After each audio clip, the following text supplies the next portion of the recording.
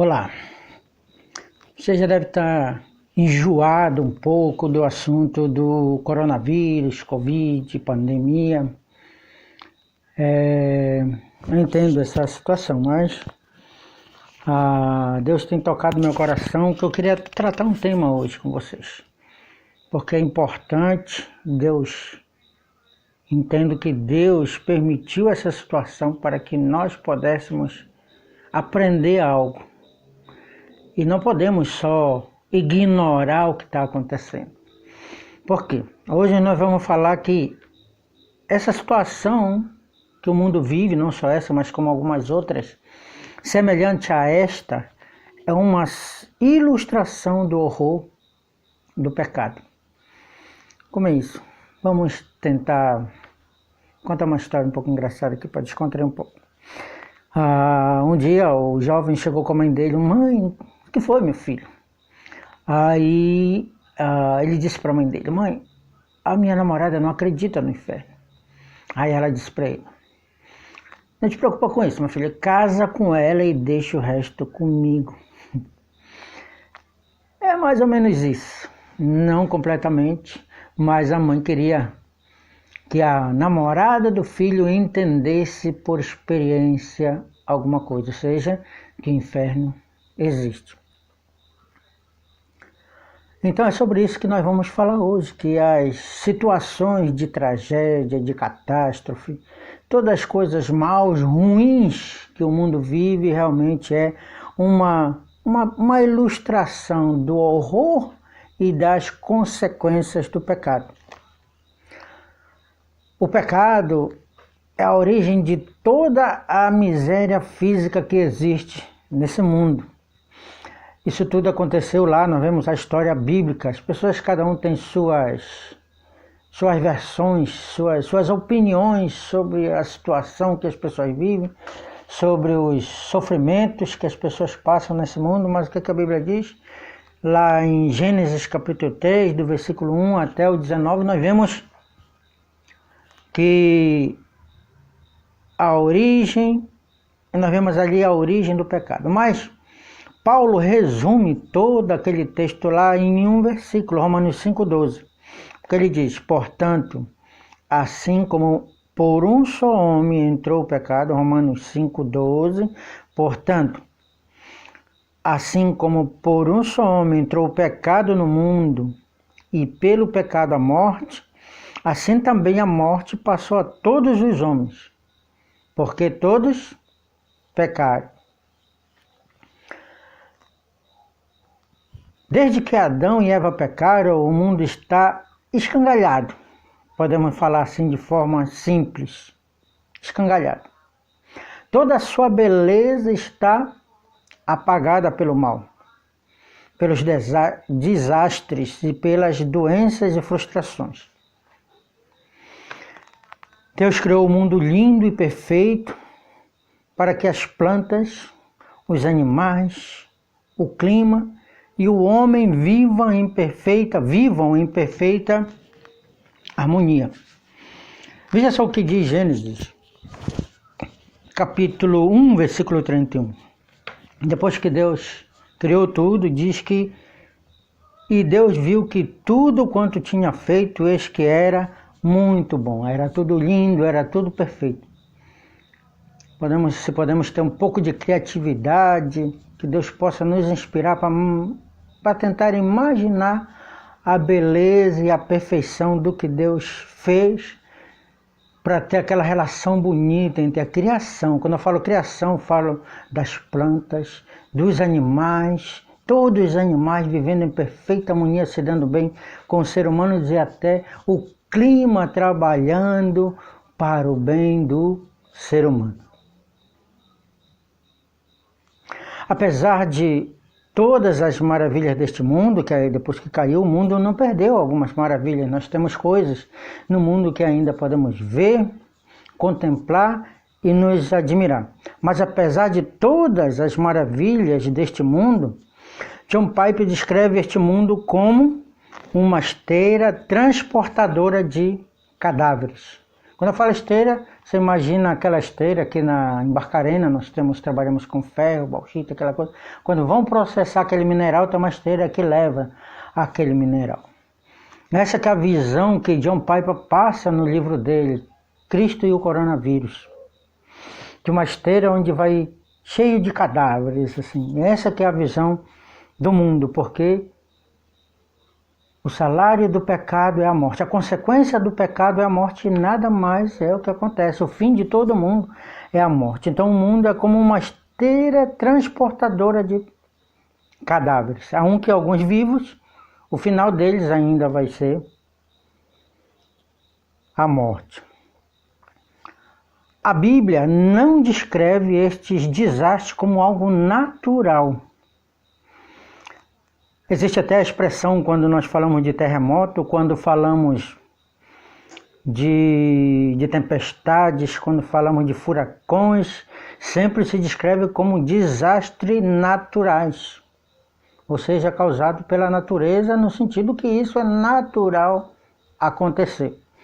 Mas a Bíblia não descreve essas coisas como natural. Não foi para isso que a criação, que a natureza foi criada. Mas a Bíblia descreve como um juízo de Deus contra o pecado.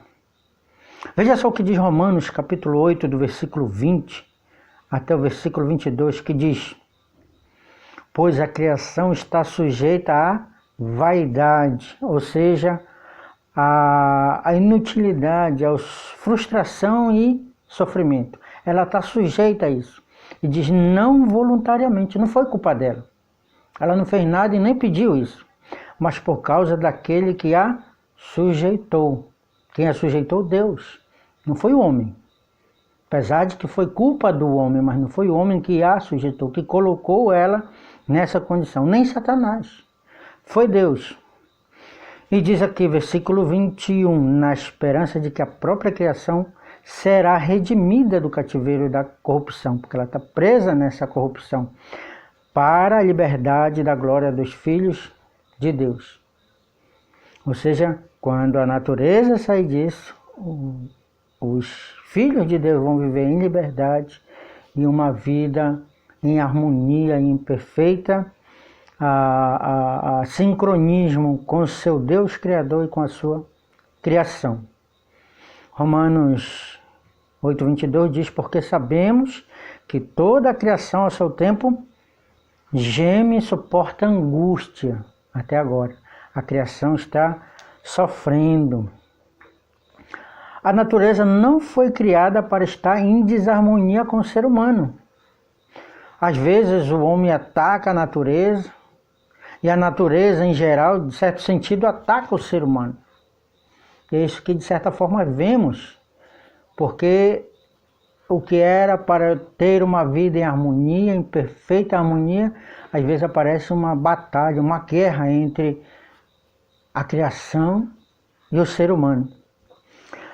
Mas como vimos no versículo 21, há uma esperança para a glória dos filhos de Deus. A criação será um dia redimida. A natureza e os filhos de Deus viverão felizes e em perfeita harmonia. Então, não foi Satanás, não foi Adão que sujeitou a criação à vaidade. Gênesis 3,17 diz assim, disse Adão, ou seja, Deus falou para Adão: visto que atendeste a voz da tua mulher, ou seja, aquele homem que Adão sofreu, e nós sofremos porque ele foi querer obedecer a mulher. Olha só o que diz. Brincadeira à parte, mas foi o que ele disse, que ele, essa coisa que está dizendo na verdade é porque ele desobedeceu o mandamento de Deus, seguindo os conselhos da mulher. Quando o conselho da mulher é bom, a gente deve obedecer, Mas quando não é bom, nós não devemos seguir o conselho. Olha o que aconteceu com Adão. Então Deus disse para Adão: visto que atendeste a voz da tua mulher e comeste da árvore que eu te ordenara não comer, maldita é a terra por tua causa. Maldita é a terra. Ou seja, Deus está dizendo: eu vou amaldiçoar a terra por tua causa. Então a culpa foi de Adão, mas o juízo, quem instituiu foi Deus. Até porque Deus disse que o salário do pecado é a morte. E foi isso que aconteceu.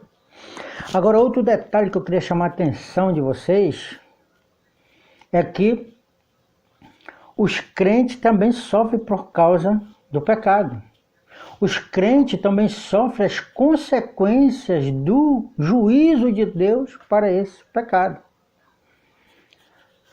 A Bíblia está cheia de esperança para aqueles que se arrependem, para aqueles que passam por essa situação, refletem, entendem o propósito de Deus e vivem uma vida para agradar a Deus. Tem muito, eu vou citar algumas, só por exemplo, no próprio Romanos 8:21, que a natureza aguarda, né, sua redenção para a liberdade da glória do Filho de Deus. Apocalipse 21:4 diz: e lhes enxugará dos olhos toda lágrima, e a morte já não existirá, não haverá luto, nem pranto, nem dor, porque as primeiras coisas já passaram. E assim muitas outras promessas de redenção, promessas de Deus para uma vida em harmonia com a sua criação, uma vida de plena felicidade, pleno gozo. Essas são promessas. Mas até lá, até isso chegar a acontecer, nós os cristãos, nós sofremos as consequências do juízo de Deus sobre este mundo. Veja o que diz Romanos 8:23. Nós lemos até o versículo 22, 8:23. Veja aí na sua Bíblia que diz assim, falando da nossa natureza, que ela sofre, ela geme e espera a redenção. Esse é o contexto que está falando. Aí no versículo 23, Paulo vai dizer, e não somente ela, a natureza, a criação, mas também nós. Quem somos nós? Nós que temos as primícias do Espírito. Nós, aqueles que nos arrependemos, nos convertemos do nosso pecado, nascemos de novo e recebemos o Espírito Santo como selo da nossa salvação. Ele diz que nós, essas pessoas, igualmente gememos em nosso íntimo, aguardando a doação de filhos para a redenção do nosso corpo. Interessante, né? Nós também sofremos as consequências do juízo de Deus. Nós, os crentes, nós, os santos, nós, os redimidos de Deus, também sofremos as consequências do juízo de Deus sobre este mundo. Vamos perguntar um pouco aqui, vamos pensar um pouco, vamos meditar um pouco mais profundo, abra sua mente, tranquilize. Sei que tem muitas perguntas, vamos concentrar um pouco numa pergunta. Mas, por que Deus amaldiçoou a criação? O que é que os animais, o clima, as plantas têm a ver com isso? Bom, vamos começar passando do ponto de vista que as tragédias são. A maldição da natureza é o quê? É uma prévia de que Deus castigará o pecado. Deus quer que nós entendamos que realmente o salário do pecado é a morte. E quando isso acontece, o que Deus quer é que entendamos que Deus vai castigar no futuro ainda o pecado e as consequências, as dores. O que vai causar no homem é infinitamente maior do que nós estamos vivendo e viveremos nos momentos de tragédias e dificuldades. Por causa desse mundo maldito que Deus o sujeitou, que Deus o fez assim. As tragédias também são avisos para despertarmos para os horrores do pecado. Essas tragédias, nós vamos pensar de que, por que está acontecendo isso? Por que tanto sofrimento?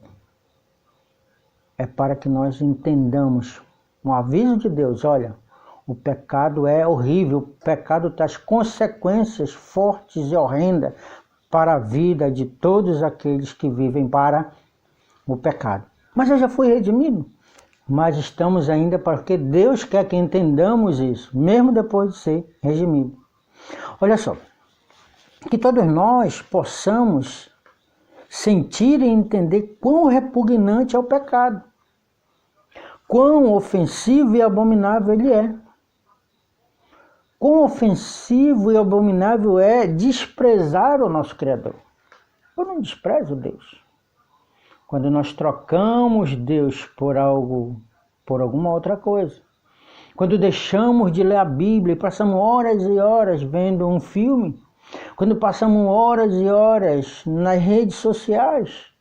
Quando passamos horas e horas jogando futebol ou nos dedicando à nossa própria diversão. É aí que desprezamos Deus. Vamos orar, oramos 15, 20 minutos e é uma eternidade para nós. Mas quando vamos fazer outras coisas, passamos horas e horas e são segundos e gostaríamos de ficar mais tempo ali. Isso é desprezar Deus. Quando duvidamos dele, quando lemos sua palavra, quando a sua palavra ensina em nós, preferimos nossa opinião. Quando ignoramos Deus, quando menosprezamos Deus.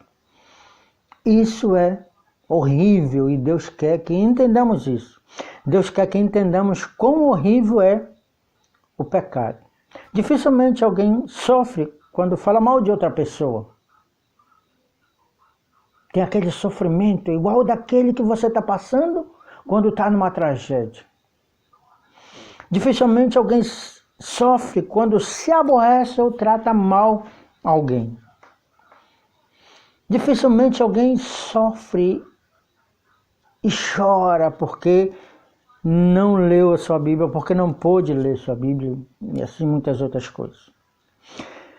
Pensa, como uma pessoa se sente quando ela passa por uma dor física, quando ela passa por um sofrimento. Quando você quando você não consegue ser atendido no hospital superlotado por causa da pandemia. Você está doente, você tem uma pessoa doente, você vai lá, não tem vaga, e só para quem está mal, a pessoa ali faz um atendimento rápido, não está tão ruim, não vai para casa. Assim, quando piorar, você volta. Aquela pessoa está sofrendo, às vezes não é você, é um parente, aquela pessoa sofre, você fica ali, sofre, e pensa quão horrível é o pecado. Mas muitas vezes, quando nós pecamos contra Deus, quando nós desprezamos Deus, quando falhamos em algumas das situações que eu citei anteriormente, não nos causa tanta impotência, tanta raiva, tanta dor. Aí sim Deus chama a nossa atenção. Quando você não consegue comprar o remédio para o coronavírus, quando você perde o ente querido pensando que a situação poderia ser diferente. Aí sim, nós pensamos, e alguns nem conseguem pensar, às vezes até alguns que se dizem crente não conseguem ver. Isso é consequência do meu pecado. Isso é consequência do pecado. E isso me afeta muito. Isso me deixa angustiado. Mas quando eu peco contra Deus nas mínimas coisas, eu não fico assim. E Deus quer que você entenda que esses pecados são consequências e traz esse tipo de sofrimento. E assim como sofremos nessa situação, devemos sofrer quando pecamos contra Deus. Essa pandemia é uma ilustração do horrível que é o pecado. Todos estes sofrimentos, frustração, é para que possamos entender o horror e a frustração que o pecado causa. Precisamos ver, sentir, entender o horror do pecado para podermos nos voltar para Cristo e ser curados dos horrores do pecado. Quando sentimos o peso, quando ficamos tristes, quando ficamos frustrados, quando choramos, quando sofremos por causa do pecado, é hora de nos voltarmos para Cristo, porque Cristo está aí. Ele morreu na cruz, Ele pagou pelos nossos pecados, mas até que nós entendamos, não vamos receber a redenção de Cristo. Nós podemos, nesse momento de pandemia, clamar por cura. Podemos clamar para que esta situação se resolva o mais rápido possível. Mas será que vemos e sofremos por causa dos horrores do pecado? Se não vemos, não será porque Deus não nos deu um retrato vívido disso, das misérias que nos assolam. Se não conseguimos ver e entender